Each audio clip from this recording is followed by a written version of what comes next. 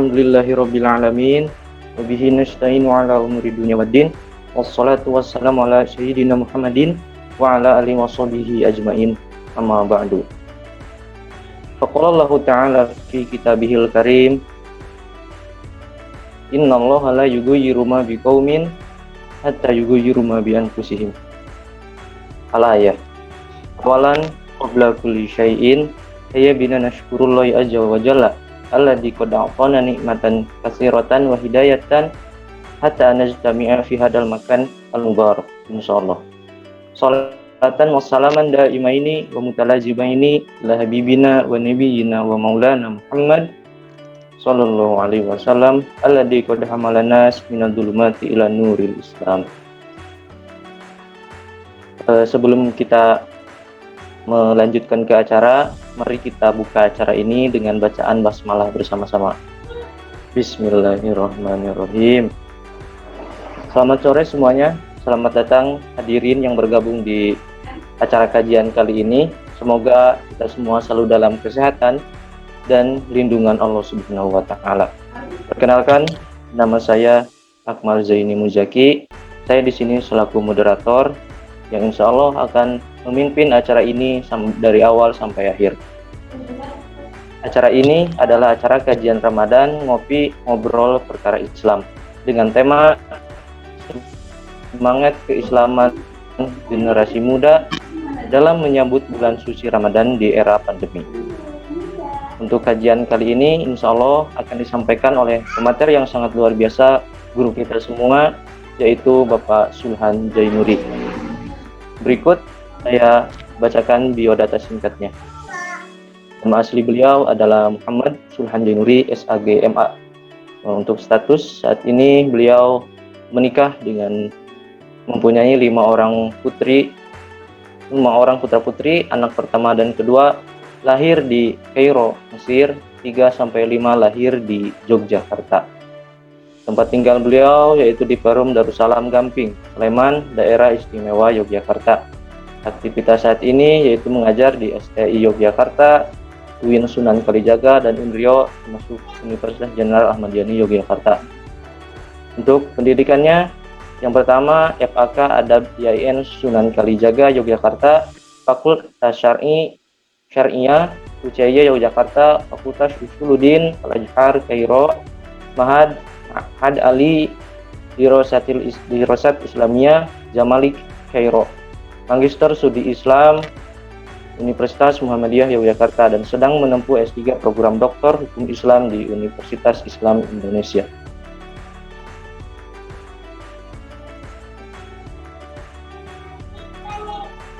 Sebelum kita memasuki acara, ada sesi dokumentasi terlebih dahulu. Silakan kepada tim media untuk melakukan Oke, terima kasih kepada tim media yang telah mendokumentasikan acara dan melaksanakan tugasnya. Untuk hari ini sekarang telah bergabung bersama kita Bapak Sulhan Jainuri. Selamat datang Pak. Assalamualaikum. Waalaikumsalam warahmatullahi wabarakatuh. Bagaimana Pak kabarnya hari ini? Alhamdulillah sehat.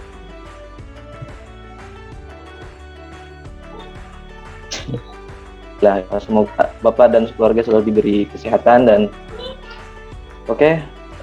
Yesus tanpa Fakultas Hukum aja ya? lagi. Gimana Pak? Khusus Fakultas Hukum aja ini kegiatannya.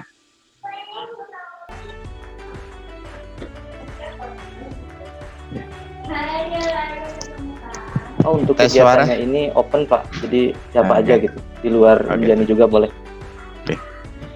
Untuk suara sudah terdengar jelas?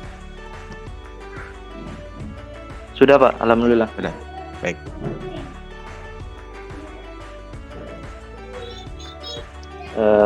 Langsung aja tanpa berlama-lama lagi.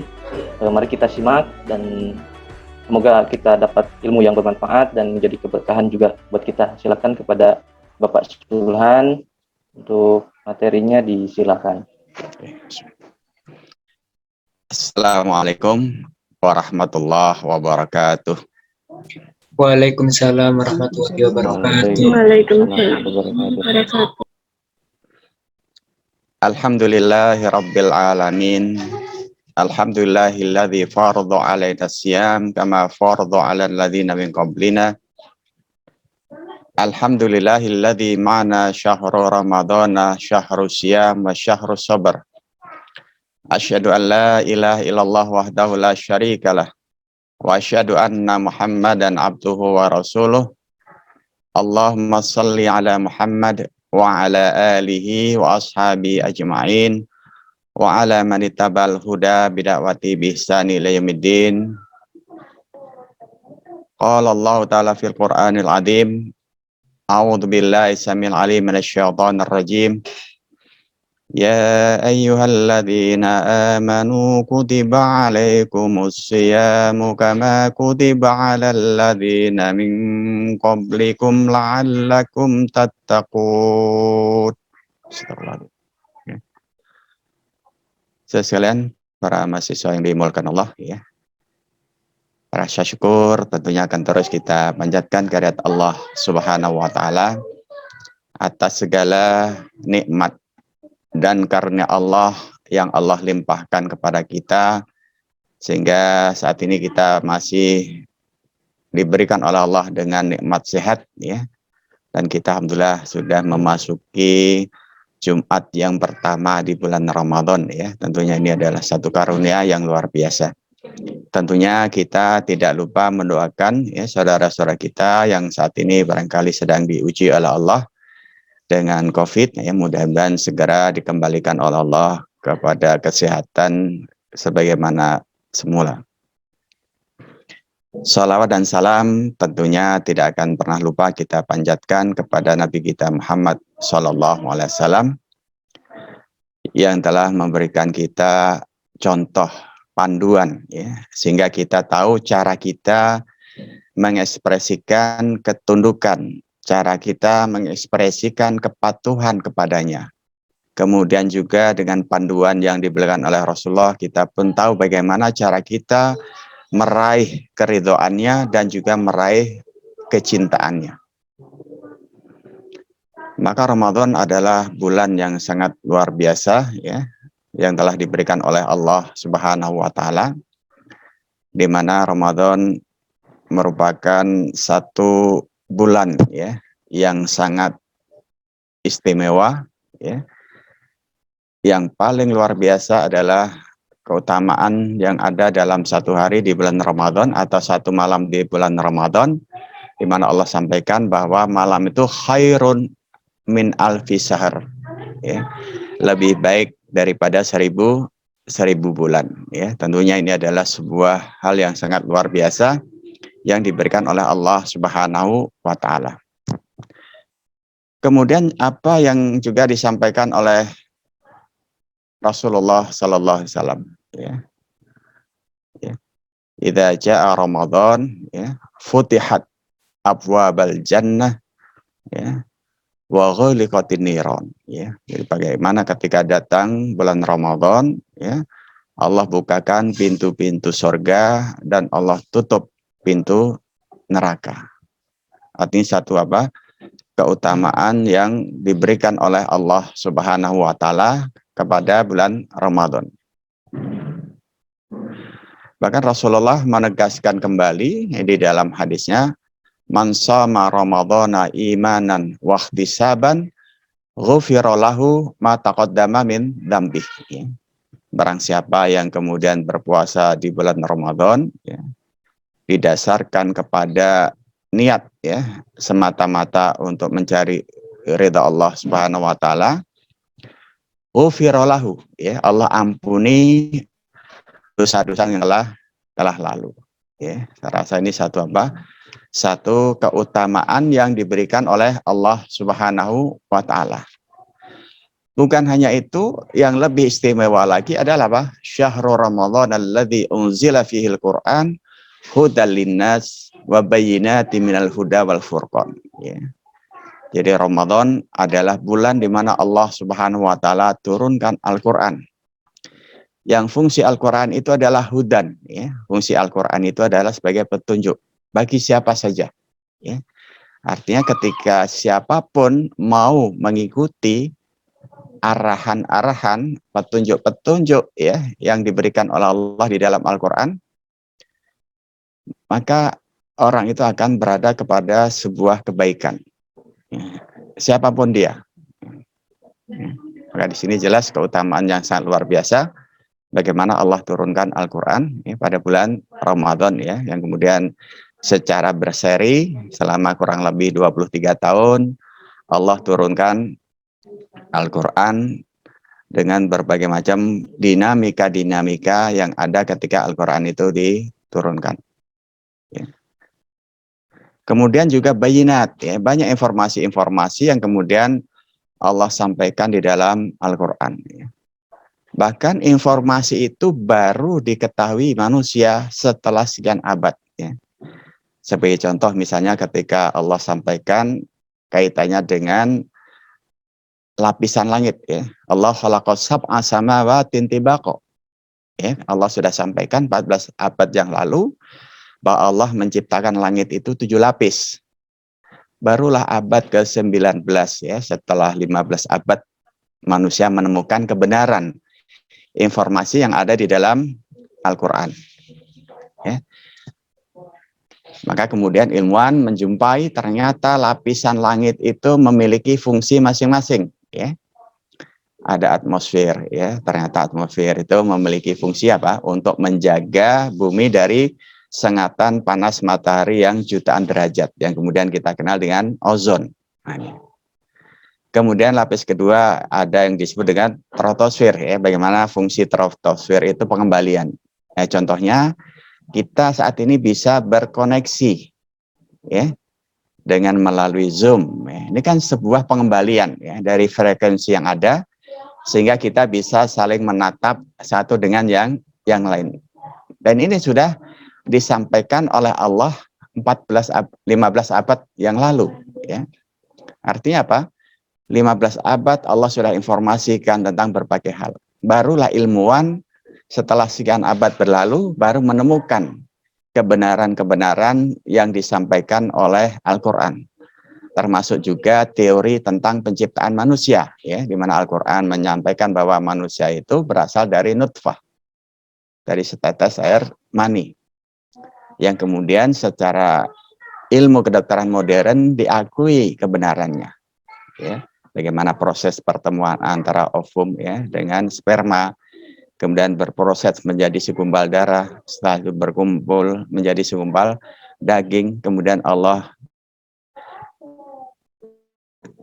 ciptakan ya tulang belulang, kemudian setelah itu otot ya, daging, kemudian setelah itu ditutup dengan kulit, dan ini bisa dipantau oleh manusia pada saat ini ya, yang informasi itu sudah Allah sampaikan pada sekian abad yang lalu. Artinya apa? Al-Qur'an itu bayinat, penjelasan. Termasuk juga peristiwa Isra Mi'raj ya. Dulu orang jahiliyah menolak, enggak mungkin. Tapi sekarang ada nggak yang percaya bahwa manusia bisa sampai ke bulan, manusia bisa ke Mars? Nah, ini. Artinya informasi-informasi yang sudah pernah disampaikan Al-Qur'an baru ditemukan oleh ilmuwan itu setelah sekian abad berlalu. Maka ilmu itu kalau benar, maka dia akan sesuai ya. Sesuai dengan apa yang diinformasikan oleh Al-Qur'an. Nah, di sini ya. Maka Allah sampaikan bayinat. Ya, informasi-informasi itu sebagai bayinat, penjelasan-penjelasan. Nah, ilmuwan baru kemudian apa? Menemukan berbagai macam informasi yang sudah dijelaskan Al-Qur'an pada sekian belas abad berikutnya. Maka ketika ada teori-teori kok kemudian bertentangan dengan Al-Qur'an, pasti teori itu tidak benar. Ya. Seperti teori Darwin ya. Ternyata sekarang terbukti beda susunan ya, susunan anatomi tubuh antara simpanse dengan manusia ternyata sangat berbeda. Nah, ini. Kemudian juga keistimewaan Al-Qur'an adalah Al-Furqan, pembeda. Akhirnya di malam Ramadan ada satu hal yang kemudian Allah tunjukkan mana yang hak, mana yang batil ya. Mana yang benar, mana yang salah. Nah, ini adalah satu hal yang diinformasikan oleh Allah Subhanahu wa taala. Ya, di mana keutamaan yang dimiliki oleh Ramadan itu sangat luar biasa. Ya. Bahkan kaitannya dengan amal ya. Amal itu Allah lipat gandakan ya. Dari 10 kali min asyrah ila sab'umi'ah darajah. Dari 10 kali sampai 700 kali lipat. Ya. Nah, ini kita lihat bagaimana keutamaan yang sangat luar biasa yang kemudian diberikan oleh Allah Subhanahu wa taala khusus hanya di bulan Ramadan yang tidak diberikan pada bulan-bulan yang lain ya. Ini kalau kita lihat apa yang diinformasikan oleh Allah Subhanahu wa taala sebagai apa? Sebagai sebuah keutamaan ya. Keutamaan yang diberikan oleh Allah Subhanahu wa taala. Maka bagaimana kita bisa apa? Memaksimalkan peluang-peluang yang diberikan oleh Allah Subhanahu wa taala di bulan Ramadan ya. Apalagi saat ini situasi pandemi ya, sehingga kita mungkin tidak ngabuburit, kemudian kita tidak banyak kegiatan-kegiatan di luar ya. Maka kemudian bagaimana kita mengoptimalkan ya, optimalkan amalan-amalan yang bisa kita lakukan ya. Ya. Kemudian amal apa saja yang bisa kita lakukan? Tentunya ya mulai yang kemudian disebut di bulan Ramadan adalah sholat taraweh. Artinya itu adalah satu peluang ya. Peluang yang diberikan oleh Allah Subhanahu wa taala ya. Maka karena ini adalah satu keutamaan, maka jangan sampai kemudian diabaikan ya. Karena jelas apa yang tadi sudah saya sampaikan, man qama Ramadan imanan ya, ghufira lahu ma taqaddama min dzambi. Nah, ini kan satu keutamaan yang sangat luar biasa yang diberikan oleh Allah Subhanahu wa taala ya. Sehingga bagaimana kemudian kita berusaha memaksimalkan ya potensi kebaikan yang disediakan oleh Allah Subhanahu wa taala ya. Khususnya ketika apa? Berada di bulan Ramadan. Kemudian yang kedua, bagaimana kita berusaha untuk apa? Untuk lebih berinteraksi lagi dengan Al-Qur'an. Artinya apa? Bagaimana jangan sampai kemudian Al-Qur'an itu kita abaikan. Kemudian bagaimana ketika masih merasa kesulitan membaca, maka kesempatan di bulan Ramadan, kesempatan untuk meningkatkan kualitas diri di dalam bacaan Al-Qur'an. Ya, bahkan sekarang sudah lebih mudah ya, misalnya kita dengan teman yang sudah bagus bacaannya, kita review bacaan ya, melalui apa? Melalui video call misalnya, kita minta teman kita meluruskan bacaan Al-Qur'an yang kita sampaikan. Nah, ini sekarang sangat luar biasa ya, kita tidak harus bertemu secara langsung untuk meningkatkan kualitas diri ya. Bagaimana kemudian kita apa? Kita bisa meningkatkan kapasitas kita melalui sarana ya, media yang saat ini sudah sangat apa? Sangat luar biasa ya. Sehingga bagaimana kemudian kita berusaha untuk tahsin.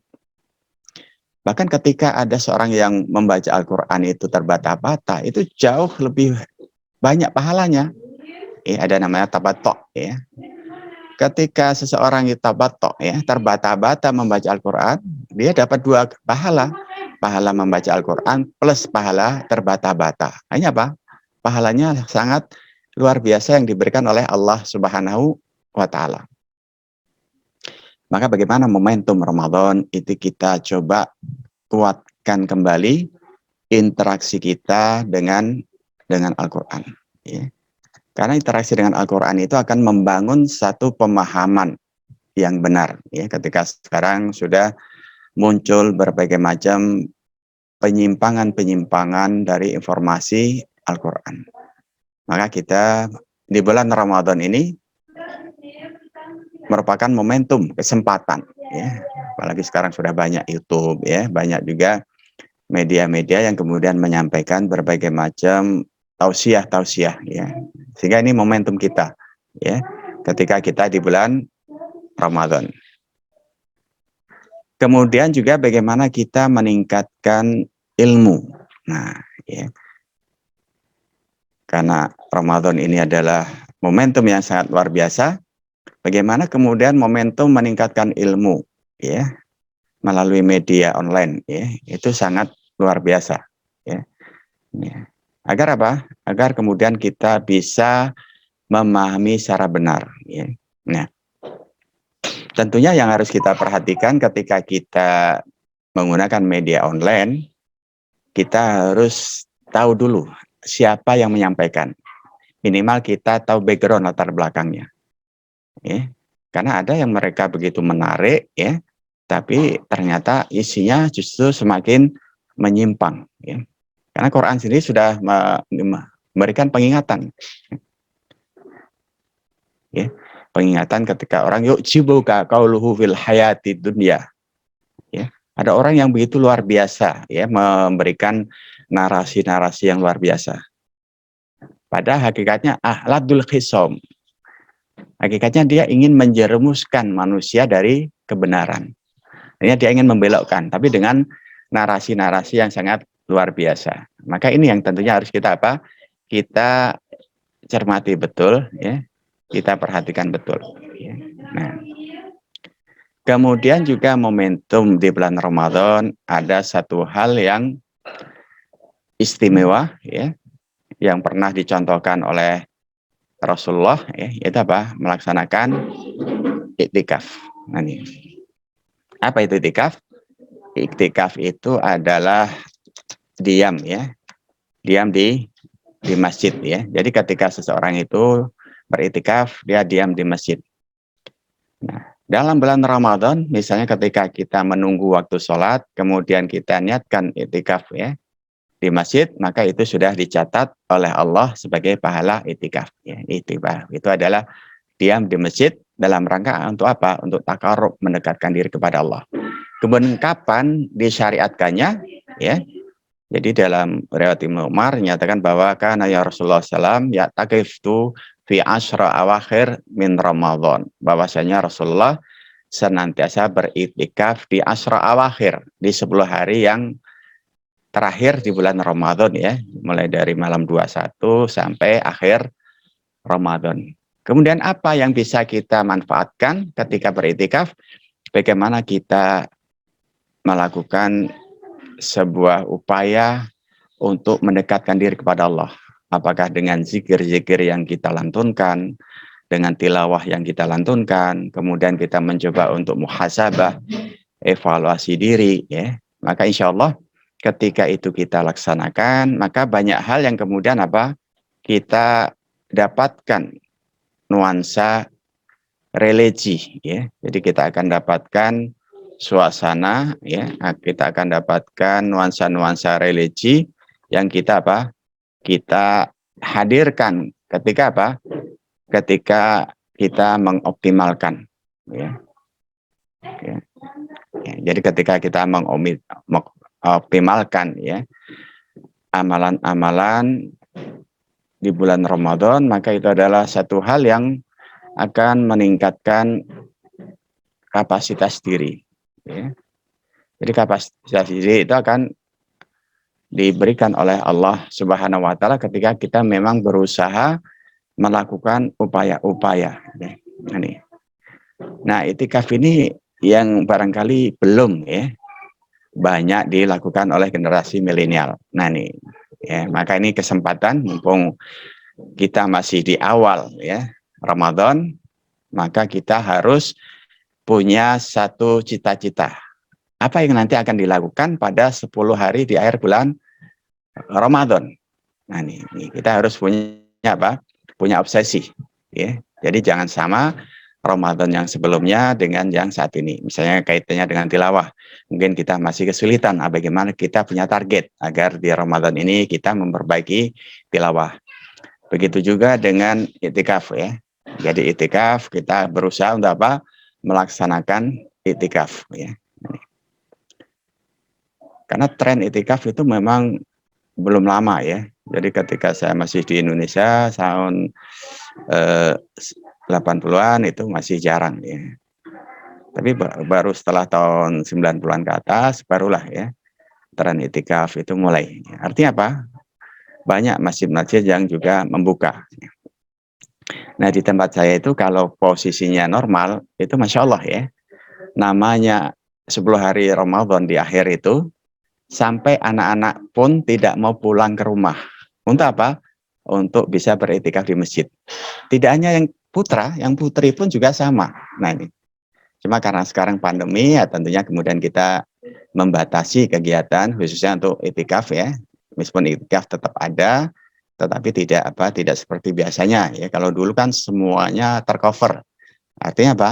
Semua dijamin oleh masjid, mulai buka puasa sampai sahur. Ya, jangan ibu-ibu itu enggak perlu sibuk masak lagi ketika sudah 10 hari akhir Ramadan karena semuanya di-cover oleh masjid.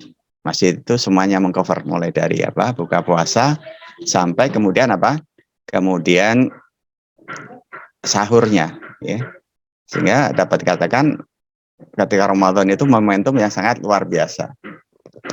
Kenapa orang bersemangat memberikan bukaan puasa? Karena jelas keutamaannya kan fattorosoiban karena lau ajru.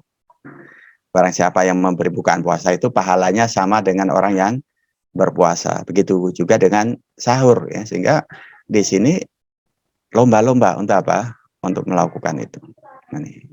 Kenapa? Karena memang seperti tadi saya sampaikan, Allah melipat gandakan amal soleh ketika amal soleh itu dilakukan di bulan Ramadan.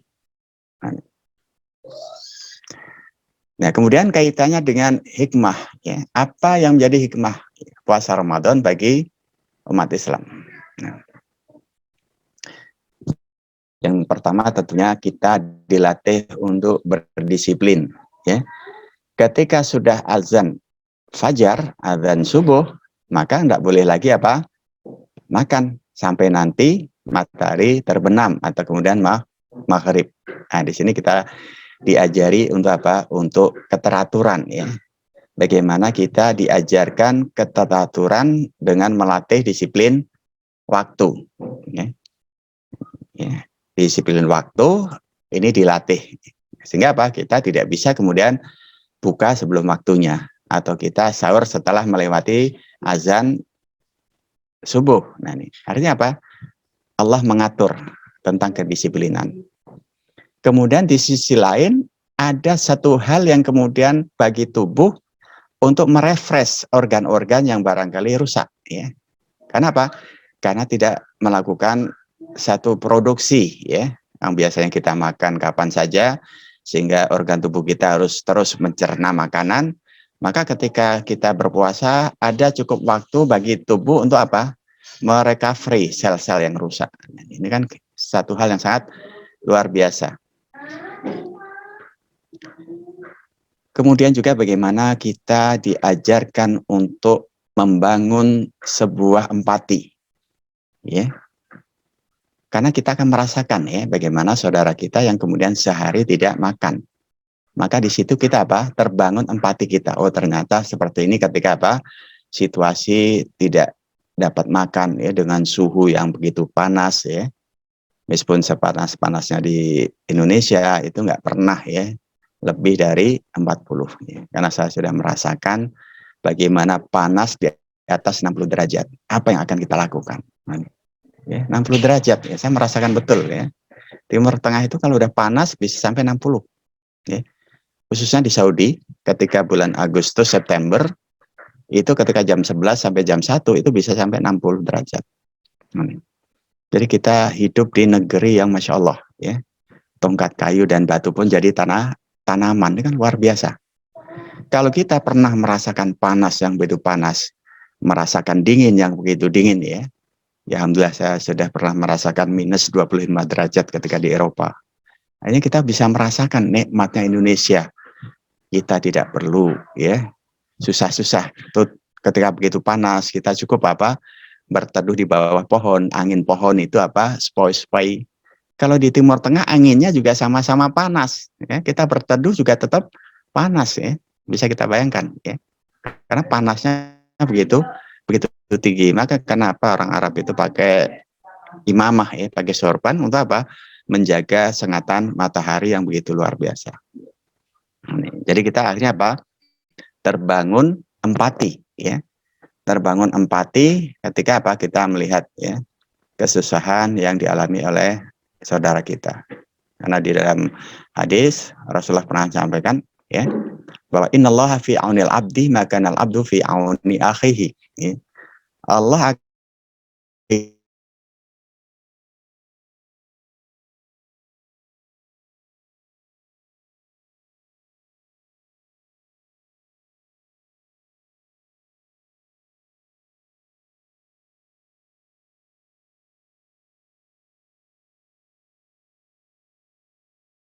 akan betul ya, dalam kondisi sementara makan itu menjadi sesuatu hal yang tidak mungkin ya, hilang sama sekali dalam kehidupan. Nah ini satu apa?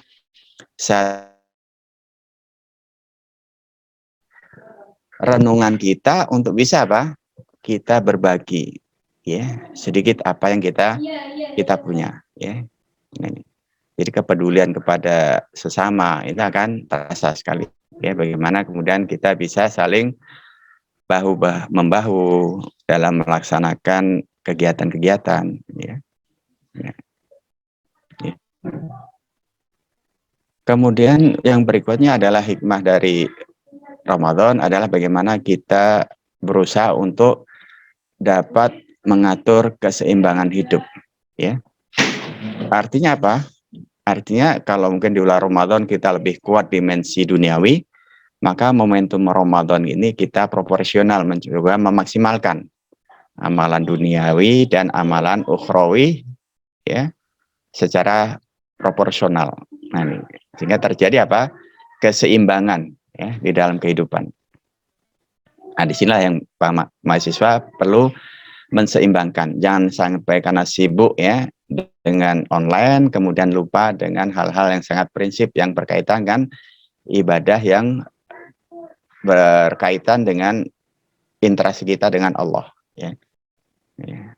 Karena peluang Ramadan kita bagaimana memaksimalkan ibadah. Karena apa? Karena Allah melipat gandakan kebaikan-kebaikan itu. Nah, ya. Maka bagaimana kemudian ketika Allah sudah melipat gandakan kebaikan-kebaikan, jangan sampai kemudian kita melewatkan begitu saja. Ya. Karena momentum Ramadan itu hanya datang satu kali dalam satu tahun. Ya. Sehingga bagaimana kemudian kita upayakan memaksimalkan potensi-potensi kebaikan yang sudah dihamparkan oleh Allah Subhanahu wa Ta'ala. Maka bagaimana generasi milenial ini tentunya apa? Tentunya harus terus ya berusaha memaksimalkan ya potensi-potensi kebaikan yang diberikan oleh Allah Subhanahu wa Ta'ala kepada kita. Ya, jangan sampai kemudian kita lalai ya. Karena Ramadan itu hanya hitungan hari ya, tidak akan lebih dari 30 hari. Maka jangan sampai kemudian tahu sudah lewat ya, hanya kita lupa ada aktivitas yang seharusnya kita maksimalkan. Nah, kemudian tentunya dalam konteks keseimbangan ya, ini juga disampaikan kita peduli dengan kebutuhan kita secara spiritual untuk berkomunikasi dengan Allah. Tentunya bagaimana kemudian momentum Ramadan adalah bagaimana kita momentum untuk memperkuat silaturahim. Nah, apakah dengan berbagi, apakah dengan kemudian saling menyapa, saling mengingatkan ya. Nah, adinu nasihah. Agama itu adalah nasihat. Nah, karena ini agama adalah nasihat, bagaimana kita bisa saling mengingatkan ya, karena Quran sudah mengingatkan pada kita, karakter orang yang beriman itu apa? Watawa sobil haki, watawa sobis sabr ya. Bagaimana kita diperintahkan oleh Allah untuk tawasau ya. Tawasau itu saling ya, saling mengingatkan. Maka dengan upaya saling mengingatkan, kita akan mendapatkan satu upaya nantinya akan memberikan sebuah nilai, ya, memberikan sebuah dampak, ya, yang positif di dalam kehidupan kita. Ya. Nah, kita berusaha untuk memaksimalkan potensi-potensi kebaikan, ya. Bagaimana potensi-potensi kebaikan itu harus kita kan fokus, ya, ketika momentum Ramadan, ya. Sehingga ketika momentum Ramadan, maka momentum Ramadan itu bisa kita maksimalkan. Kemudian juga karena kita masih dalam situasi pandemi, ya, maka bagaimana kita dianjurkan, ya, untuk hidup sederhana. Artinya ya sudah, kita makan yang kita butuhkan, ya. Kemudian juga kita menjadi hamba-hamba yang bersyukur ketika kita tidak mengalami persoalan, ya, misalnya kaitannya dengan kebutuhan sehari-hari. Tentunya itu adalah momentum kita untuk mensyukuri apa yang telah diberikan oleh Allah Subhanahu wa taala, ya. Karena Allah sudah sampaikan, la in syakartum la azidannakum, ya, kalau kalian bersyukur niscaya Allah akan menambah, ya, nikmatnya. Maka kita harus mensyukuri, ya, segala nikmat yang diberikan oleh Allah kepada kita. Sehingga ketika Ramadan, ya, ketika kita sudah cukup dengan makanan yang ada, ya sudah, kita tidak perlu makanan-makanan yang lain. Sehingga kalau kita punya kelebihan, maka kesempatan kita untuk apa? Untuk berbagi. Kemudian yang tentunya tidak boleh kita lupakan, bagaimana kita berhati-hati ketika bulan Ramadan, ya. Apakah kaitannya dengan melihat, apakah kaitannya dengan mendengar. Ada satu momentum, ya, yang kita latih di bulan Ramadan. Kadang-kadang kan ada, ya, bulian, ada hal-hal yang kemudian mendiskreditkan orang. Ya. Ini bagaimana Ramadan ini menjadi momentum kita untuk berlatih, ya. Sehingga kita tidak mudah untuk apa? Membuli orang, kemudian kita tidak mudah mengucapkan kalimat-kalimat yang tidak pantas, ya. Artinya apa? Momentum ini kita upayakan, kita maksimalkan. Begitu pula ketika bercanda, ya. Biasanya anak muda ini kan bercanda apa saja gitu, ya. Tapi tentunya apa? Ketika kita bercanda, ya kita tetap, ya, bagaimana bercanda itu akan memberikan kita semangat untuk berbuat baik. Nah, candaan-candaan kita, candaan yang memberikan kontribusi. Artinya apa? Candaan-candaan yang kita lakukan adalah candaan yang bermakna, ya, karena Nabi mengingatkan, tarkuhu malayakni, tinggalkan sesuatu yang tidak bermakna. Nah, apa yang tidak bermakna, ya kita ngobrol hanya sekedarnya, kita gurau tanpa ada jelas, ya, nilai-nilai positif yang kemudian kita dapatkan. Maka bagaimana momentum Ramadan itu adalah momentum kita untuk berlatih, berhati-hati dalam berbagai macam aktivitas kita. Apakah yang kaitannya dengan sesuatu yang dilihat, apakah sesuatu yang didengar, apakah sesuatu yang diucapkan. Maka ketika latihan ini terus kita jaga, ya, maka insya Allah, ya, kita akan lahir dalam situasi yang jauh lebih baik ketika setelah melewati Ramadan. Maka ada istilah minal aidina wal faizin. Kita kembali, ya, kembali kepada kefitrahan kita, wa faizin. Kemudian kita meraih kemenangan. Menang apa? Ketika kita menang melatih, ya. Melatih apa yang kita lihat, melatih apa yang kita dengar, melatih apa yang kita ucapkan selama Ramadan, ya, sehingga ketika itu sudah terlatih di bulan Ramadan, maka insya Allah, ya, ini akan menjadi apa? Dampak yang positif, ya. Maka bagaimana generasi milenial adalah generasi harapan masa depan, sehingga bagaimana nilai-nilai positif itu yang harus terus dikembangkan. Karena apa? Kematian itu tidak mengenal usia, ya. Jadi tidak ada semboyan, ya, muda foya-foya, tua kaya raya, mati masuk surga. Ya, itu tentunya semboyan orang yang sudah patah dari apa? dari keyakinan diri kepada Allah. Bagaimana bisa muda foya-foya? Bagaimana tua bisa kaya raya? Ini sesuatu yang sangat tidak mungkin. Karena Allah sudah sampaikan, man jahada fa innama yujahidu li nafsi. Siapa yang bersungguh-sungguh, maka kesungguhan itu akan kembali kepada dirinya. Ya. Maka sebagai generasi milenial, bagaimana kita memaksimalkan potensi-potensi yang ada pada diri kita masing-masing, ya. Bahkan saat ini kita lihat bagaimana potensi-potensi generasi milenial itu sangat luar biasa, kreasi-kreasi yang kemudian bisa ditampilkan, ya. Artinya apa? Peluang untuk bisa memaksimalkan potensi itu sangat luar biasa untuk saat ini, ya. Ya. Maka inilah potensi-potensi kebaikan ini yang Ramadan ini terus kita apa? Kita latih. Ya. Ya, sehingga bagaimana ketika mencoba untuk apa? Berhati-hati melihat tontonan-tontonan atau berhati-hati melihat hal-hal yang kemudian akan mengganggu ibadah kita. Sehingga kita upayakan nilai-nilai spiritualitas itu yang terus kita apa? Kita tumbuh kembangkan. Ya. Karena peluang saat ini sangat terbuka sekali kalau kita bisa apa? Berhati-hati, ya. Ketika kita bisa berhati-hati, maka kita bisa kemudian memaksimalkan potensi-potensi kebaikan yang ada pada diri kita. Ya. Barangkali ini beberapa hal yang bisa saya sampaikan pada saat ini. Ya, nanti bisa kita lanjutkan dengan apa? Dialog tanya jawab, ya. Sementara saya akhiri, akhiru da'wana walhamdulillahirabbil alamin. Assalamualaikum warahmatullahi wabarakatuh. Waalaikumsalam Waalaikumsalam warahmatullahi wabarakatuh. wabarakatuh.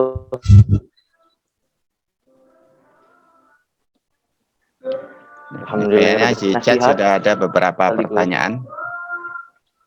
Ya, nanti saya bacakan. Semoga materi dari beliau menjadi keberkahan dan bisa kita amalkan dalam kehidupan kita sehari-hari. Amin. Oke, kita langsung ke sesi tanya jawab. Silakan yang mau bertanya boleh langsung di kolom chat. Oke, sebelumnya tadi ada pertanyaan dari saya tadi ini seputar ilmu gitu. Menurut Ustadz, apakah semakin tinggi ilmu seseorang atau semakin banyak orang mengetahui tentang sesuatu, maka semakin dekat dia dengan Tuhan?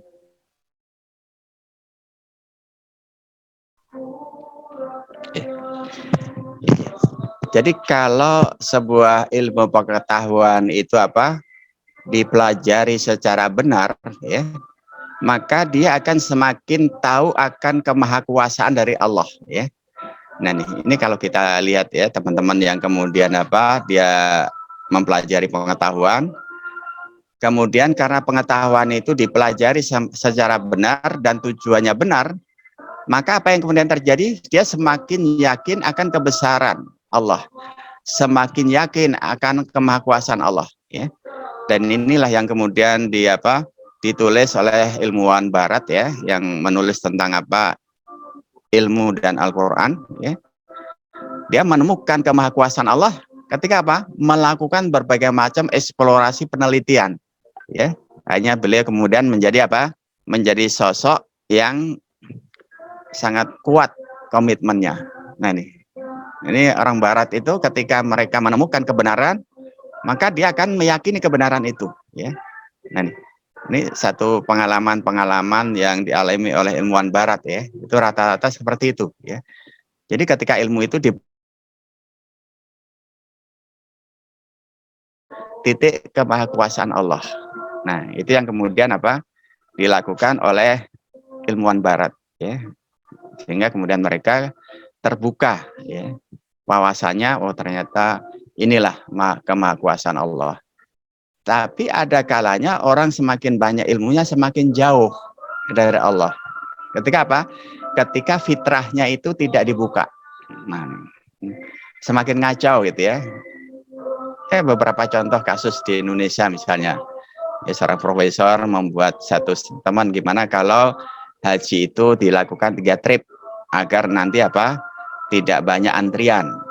Karena apa? Logika berpikirnya bukan logika yang didasarkan kepada syariat, tetapi logika yang didasarkan kepada logika manusia. Nah, maka kemudian diusulkan gimana kalau Syawal, Dzulqa'dah, Dzulhijjah itu ada haji. Sehingga ada haji seri 1, haji seri 2, haji seri ketiga, sehingga apa? Sehingga antrian itu menjadi lebih pendek. Nah, kalau sudah wilayah ibadah yang sudah ada aturannya, itu kita tidak bisa apa? Tidak ada namanya kreasi, ya. Karena Rasul sudah sampaikan, khudhu manasikakum ini, ambillah manasik itu dariku. Artinya ketika Rasul sudah menyampaikan ambil manasik itu dariku, ya ketika haji ya ikuti apa yang pernah dicontohkan oleh Nabi. Tidak kemudian karena profesor kemudian bisa semau sendiri, tidak. Nah, maka ketika ilmu itu dipelajari dengan benar, maka seseorang akan semakin yakin dengan Allah Subhanahu wa Ta'ala. Oke, ini kayaknya sudah cukup banyak itu ya pertanyaan-pertanyaan di chat ya. Oke, ini ada pertanyaan dari Mas. Karena soalnya saya dulu pernah ikut sholat tarawih kilat dan itu benar-benar kilat gitu. Kan kadang ada begitu yang sholat 23 rakaat tarawih dan witir itu cuma dalam waktu 10 menit gitu, Pak. Bagaimana? Nah, ini kan kaitannya dengan ibadah ya. Kita berkomunikasi dengan Allah ya. Apa bisa kita, misalnya kita dengan sesama, kita ngomongnya kira-kira orang yang kita ajak bicara kira-kira nyambung tidak? Padahal Allah itu setiap kalimat yang kita ucapkan, misalnya kita mengucapkan alhamdulillahirabbil alamin hamiduni abdi, hambaku telah memujiku. Kalau kemudian kita lakukan itu dalam hentakan satu nafas, ada nggak kesempatan Allah untuk merespon? Nah, jadi sholat itu bukan dilihat dari dari sisi ritual semata, tapi apa makna dibalik interkoneksi seorang hamba dengan Allah, ya. Sehingga bagaimana Allah itu merasa komunikasi dengan kitanya nyaman, ya. Maka bagaimana ketika faham dengan apa yang kita baca, maka itu akan membangun satu komunikasi yang saling terkait, ya. Karena ketika kita membaca itu Allah memberikan respon terhadap apa yang kita baca. Nah, sholat yang seperkilat yang lagi viral ini ya, sholat 23 rakaat 6 menit, katanya sudah berjalan 15 tahun. Artinya nggak paham dia makna sholat itu apa. Sholat itu adalah cara kita berkomunikasi kepada Allah. Kita dengan sama manusia itu nggak mau aja semaunya sendiri kan. Kita dengan misalnya kita ke kampus kan nggak bisa kita ngomong sesuka hati kita. Nah ini begitu tuh sholat kan kita komunikasi dengan Allah. Bagaimana kita bisa semau kita? Allah suruh paham kita, tapi kita nggak paham dengan Allah. Nah ini kan ada kepincangan di sini ya. Orang minta difahami, tapi dia tidak paham dengan keinginan Allah, hanya kan timpang ya. Nah, jadi kalau ada yang sholat seperti itu, tentunya ini harus diingatkan, dan ini Majelis Ulama sudah mengambil sikap untuk apa? Mengingatkan makna daripada sholat. Ya. Kita boleh cepat, tetapi tetap tidak menghilangkan makna komunikasi dengan Allah. Oke. Baik, silakan pertanyaan Terus berikutnya. Biasanya ada yang sholat lama gitu kan, misal gitu. Kadang si kalau sholat sendiri itu silahkan ya. Kalau sholat sendiri itu nggak ada masalah. Tapi kalau sholat bersama, maka harus dilihat kondisi yang kita bersamai. Bahkan Nabi sempat memperpendek bacaan ketika apa? Ketika terdengar suara anak kecil. Akhirnya apa? Menyesuaikan dengan jamaah. Sahabat ketika taraweh ya, karena anak-anak ada ikut, kadang-kadang Abi kelamaan bacaannya, ya sudah aja Kak, kita rubah ya, bagaimana bacaan tidak terlalu lama tetapi juga tidak cepat. Hanya kemarin kan, wah yang itu cocok katanya. Termasuk ketika saya mengisi, wah ini misalnya istri pun menyatakan oke, kayak gitu, yang jadi orang itu jelas, nggak mutar-mutar ketika menyampaikan katanya. Nah, ya, jadi kita pun sering mendapatkan masukan dari anak-anak kaitannya dengan ukuran lama waktu sholat ya. karena mungkin ada bacaan-bacaan yang dianggap saya terlalu lama bacaan Al-Fatihahnya. Nah, ya, ada kita rubah ya, membaca Al-Fatihah tidak mengurangi ya esensinya, tetapi tidak kemudian menjadi terlalu lama ya. Maka kasus itu saya kira kaitannya kekurangfahaman ya, kekurangfahaman terhadap makna sholat. Oke, lanjut ke pertanyaan selanjutnya.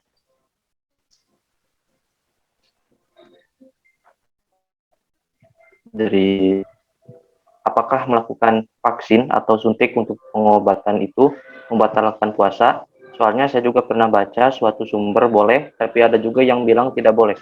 Bagaimana? Jadi kaitannya dengan memasukkan sesuatu ke tubuh dengan cara suntik itu berkaitan dengan tujuannya apa? Kalau itu tujuannya untuk terapi, obat, maka itu sesuatu yang dibolehkan. Tetapi kalau itu sifatnya vitamin, maka itu tidak diperbolehkan. Ya. Jadi ulama sepakat sesuatu yang masuk ke dalam tubuh kita, kalau itu sifatnya obat, ya, karena harus dilakukan dengan cara penyuntikan, maka itu sesuatu yang dibenarkan dan tidak membatalkan puasa.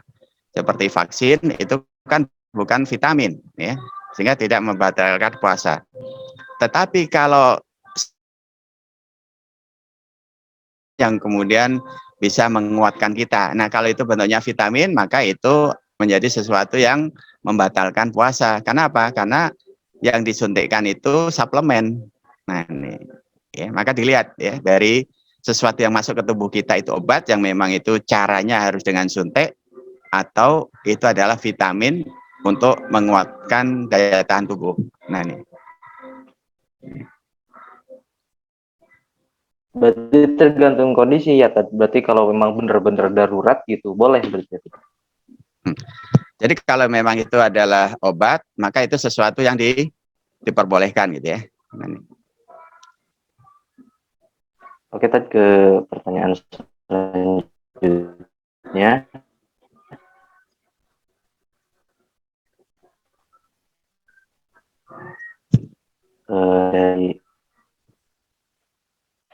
Dari Gina Sarisma, izin bertanya Pak, seperti yang Bapak bilang tadi tentang pintu neraka yang ditutup, namun bagaimana dengan yang berpuasa tetapi masih melakukan suatu. Terima kasih. Jadi berkaitan dengan aktivitas ya, kegiatan yang kita lakukan, tentunya kegiatan-kegiatan yang kita lakukan itu harus orientasinya ibadah. Nah ini. Ya. Kemudian apa yang menjadi satu standar bahwa yang kita lakukan itu ibadah? Yang pertama bahwa kita melakukan itu niatnya karena Allah, ya, bukan tujuan yang lain. Kemudian yang kedua, ketika kita melakukan harus sesuai dengan aturan syariat. Nah, maka ketika kita melakukan sesuatu yang tidak sesuai syariat, berarti itu pelanggaran terhadap syariah. Dan ini jelas, apalagi di bulan Ramadan, tentunya dosanya lebih besar. Nah, ini bagaimana kemudian kita melihat dari dua aspek itu. Niat ketika kita melakukan, kemudian jenis kegiatan yang kita lakukan secara konteks syariat itu dibenarkan atau tidak ya. Makanya. Jadi kalau ada yang memang kemudian masih melakukan sesuatu yang belum sesuai ya, maka kembali kepada satu pesan Nabi, adinu nasihat, agama itu adalah nasihat ya, kewajiban kita untuk apa? Untuk bisa saling mengingatkan ya, menuntun ya teman yang salah untuk diingatkan. Jadi kalau kemudian setelah kita ingatkan kok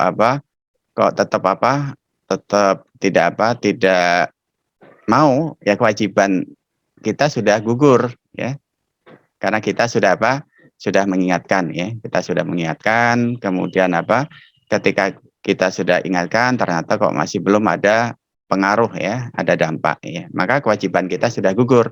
Tapi kalau kemudian kita melihat kemudian kita diam, maka kita akan punya tanggungan nanti di hadapan Allah ya. Kenapa kok kamu tahu ada teman yang tidak melakukan sesuatu yang sesuai dengan syariat, kok kamu biarkan, itu akan ada pertanggungjawaban nanti kita di hadapan Allah. Allah alam.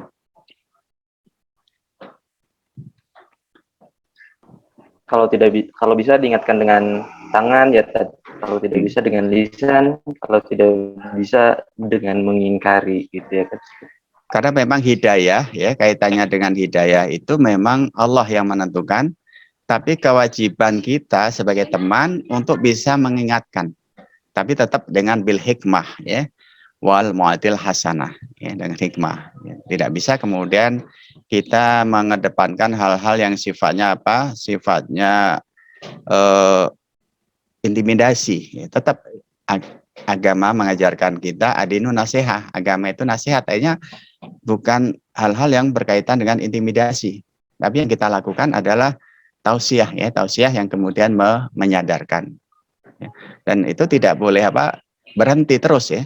Maka kalau kita kembali kepada surat Al-Asr, wa tawasau ya, hanya tawasau, saling ya, mengingatkan itu saling ya. Nah nih, sehingga insya Allah ketika saling mengingatkan itu terbangun, insya Allah perubahan-perubahan itu terjadi. Dan ini pernah alami, ada teman luar biasa ya, dan itu bukan sampai bertahun-tahun.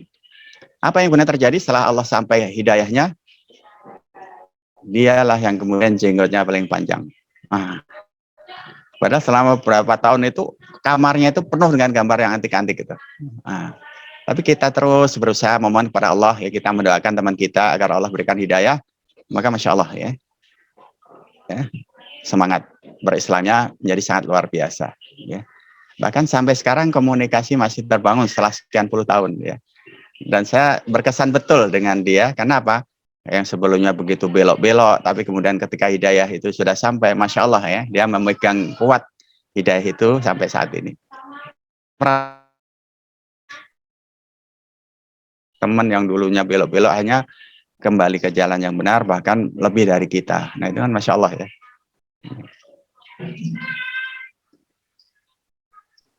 Selanjutnya tadi ini ada pertanyaan lagi dari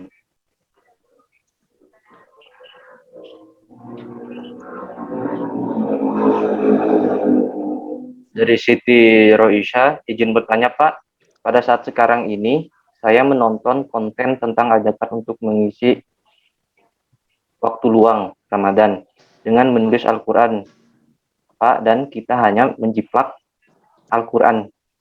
Hanya menjiplak saja. Apakah itu diperbolehkan Pak? Padahal belum hafal Pak. Dan apakah diperbolehkan ketika kita berpuasa itu melakukan terapi nebulizer atau terapi uap Pak? Bagaimana? Yang pertama kaitannya dengan menulis Al-Quran ya, pada hakikatnya ketika itu adalah sebuah kebaikan ya. Jadi Al-Quran itu bisa dibaca, Al-Quran itu bisa ditulis ya. Meskipun kita belum hafal, nggak ada masalah. Itu juga kebaikan yang kita bisa apa? Bisa berikan ya. Artinya apa? Ketika kita menuliskan sesuatu ya yang berasal dari Al-Quran ya, meskipun kita belum hafal ya ayat-ayat yang kita tulis ya, maka itu adalah hal-hal yang juga satu apa? Nilai kebaikan ya. Ya. Jadi berkenaan dengan Al-Quran itu kan bervariasi ya, ada membaca, ada menulis, ada memahami, ada tadabur ya. Jadi ketika itu merupakan satu kebaikan, maka kebaikan itu tetap dicatat oleh Allah sebagai sebuah kebaikan. Kemudian kaitannya dengan terapi nebulizer ya, terapi uap. Nah, berkaitan dengan terapi uap ya, itu ketika tidak ada sesuatu yang merusak ya ibadah kita ya, maka terapi itu sesuatu yang dibolehkan selama ya hal-hal yang prinsip ya. Ada nggak di sana misalnya memasukkan sesuatu ke tubuh? Kalau tidak ada sesuatu yang masuk ke tubuh, maka itu sesuatu yang tidak membatalkan. Tetapi kalau ada sesuatu yang masuk ke dalam tubuh ya, apakah melalui mulut, apakah melalui apa, suntik, ketika itu kemudian bentuknya apa, bentuknya suplemen, maka itu akan merusak ya ibadah puasa. Tapi kalau kemudian itu memang sesuatu hal yang harus dilakukan ya, maka tidak masalah ya. Ketika kadang-kadang ada terapi yang periodik Nah, kalau terapi periodik misalnya berapa pekan sekali harus dilakukan. Ya, kalau itu memang periodik, maka itu boleh-boleh saja. Ya, karena yang puasa itu ketika apa? Memasukkan sesuatu ke dalam mulut, ya, atau menyuntikkan sesuatu yang berupa vitamin. Tapi kalau itu merupakan terapi yang kemudian tidak ada unsur, ya seperti itu, maka pada hakikatnya boleh-boleh saja.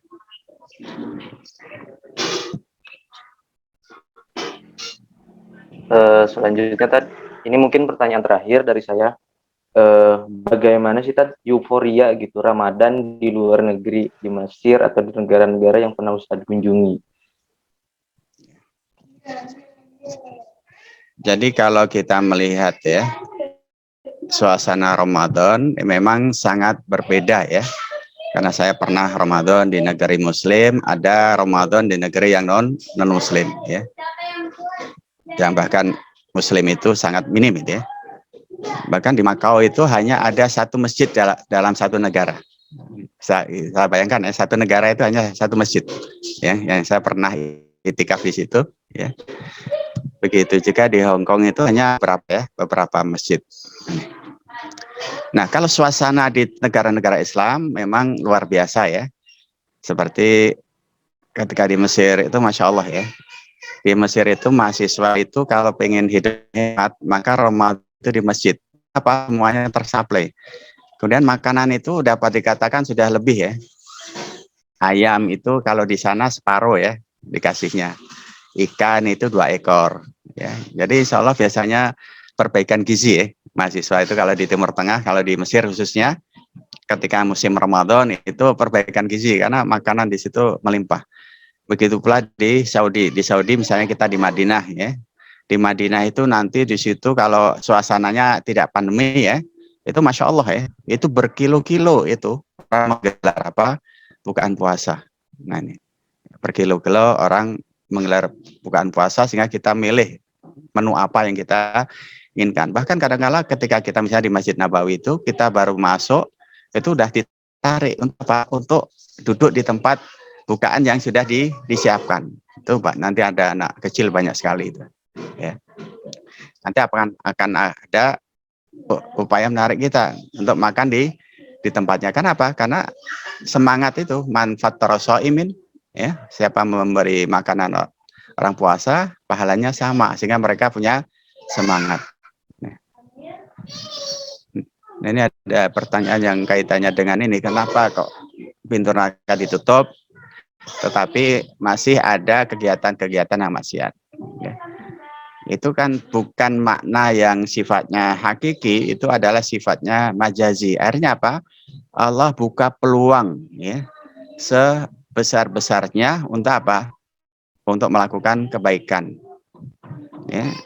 Maka kemudian ada regulasi misalnya di daerah tertentu tidak diperbolehkan membuka makan untuk siang hari ya, tapi untuk sore hari boleh karena untuk menyiapkan orang yang berpuasa. Kalau tetap berbuka tapi tidak dibolehkan open ya, misalnya tertutup ya, jadi hanya orang yang tidak berpuasa, misalnya orang yang wanita haid kan tidak berpuasa, mereka yang tidak muslim kan tidak berpuasa, ada kebijakan-kebijakan yang seperti itu ya. Tapi kenapa kemudian masih banyak orang yang maksiat ya, karena memang dia tidak memahami bagaimana Allah sudah bentangkan sekian macam bentuk kebaikan-kebaikan ya, karena orang kemudian dia tidak memperhatikan itu, maka kemudian masih melakukan sesuatu yang melanggar aturan-aturan ya.